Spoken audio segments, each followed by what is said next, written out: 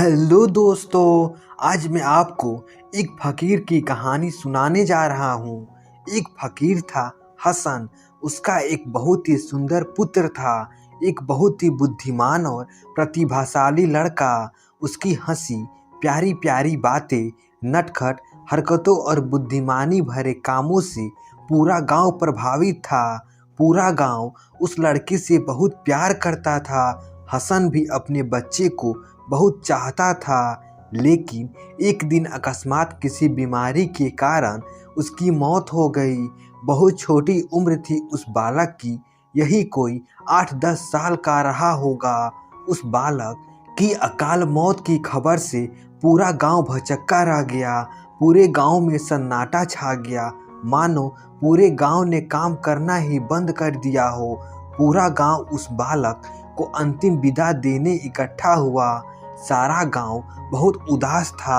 हसन ने अपने पुत्र के शव को देखा, बहुत देर तक देखता रहा, लेकिन उसके आंखों में एक भी आंसू नहीं आए, बल्कि वह हंसने लगा। लोगों को विश्वास नहीं हो रहा था।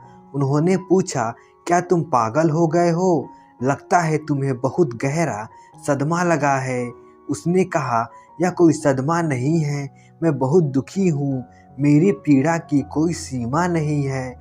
यह मेरा एकलौता बेटा था, मैं इससे बहुत प्यार करता था। मैं बहुत दुखी हूँ अब।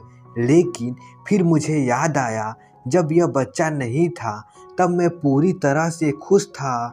मैं अकेला था, यह बालक मेरे साथ नहीं था और इसका कोई मोह भी नहीं था। जब यह सालों पहले मेरे पास नहीं था तब मैंने इसे कभी याद भी नहीं किया। अब वह फिर से चला गया, वह फिर से मेरे पास नहीं है।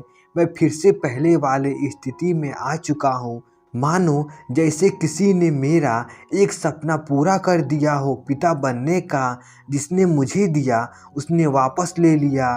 मैं कौन होता हूँ कहने वाला कि उसने अच्छा नहीं किया। लोगों ने पूछा, लेकिन तुम हंस क्यों रहे हो? फकीर ने कहा, मैं आभार प्रकट कर रहा हूँ। मैं आभार प्रकट कर रहा हूँ उसका जिसने मुझे वह दिया। मैं आभार प्रकट कर रहा हूँ उस बालक का जो मेरे साथ इतने वर्षों तक रहा, मुझे इतना हंसाया, मुझे इतनी खुशी दी। हम दोनों ने वर्षों तक एक दूसरे की उपस्थिति का आनंद लिया।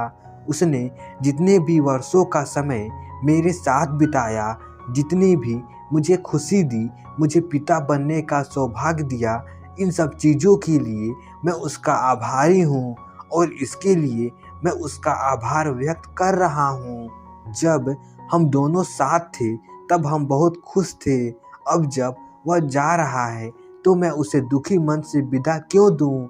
बस इसलिए मैं हंस रहा हूँ।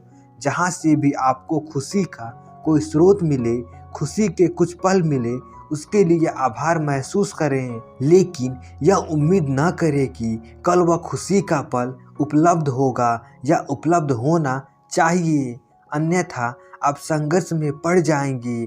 बस वर्तमान में जो भी खुशी का पल है उन्हें पूर्णता के साथ जिए। क्या पता कल वह रहे या ना रहे।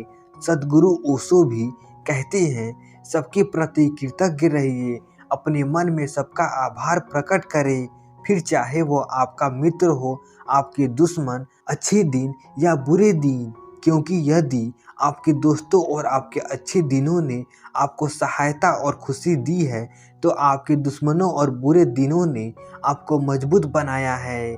इस दुनिया में ऐसा कुछ भी नहीं है जिसका हम आभार प्रकट न कर सके, क्योंकि हर एक घटना जो कि हमारे आसपास हो रही है उसने हमें और हमारे व्यक्तित्व को बनाने में एक महत्वपूर्ण योगदान दिया है। आजकल हम देख रहे हैं कि लोगों के पास जो है वह उसके लिए शुक्रगुजार नहीं है, बल्कि वह उसके पीछे अंधे होकर भाग रहे हैं जो उनके पास नहीं है। जबकि लोगों को चाहिए कि जो उनके पास है पहले उसके लिए भगवान का धन्यवाद करें, फिर जो नहीं है उसके लिए शांत चित्त और सकारात्मक सोच के साथ प्रयास करें। आप एक बार जो भी आपके पास है रोज उसके लिए भगवान का आभार प्रकट करना शुरू कर दीजिए। आप देखेंगे कि आपके जीवन में चमत्कार होने शुरू हो चुके हैं और यह एकदम सत्य है। तो दोस्तों, आशा करता हूँ यह कहानी आपको अच्छी लगी होगी। ऐसे ही मज़ेदार कहानी सुनने के लिए हमारे चैनल को सब्सक्राइब कर दीजिए।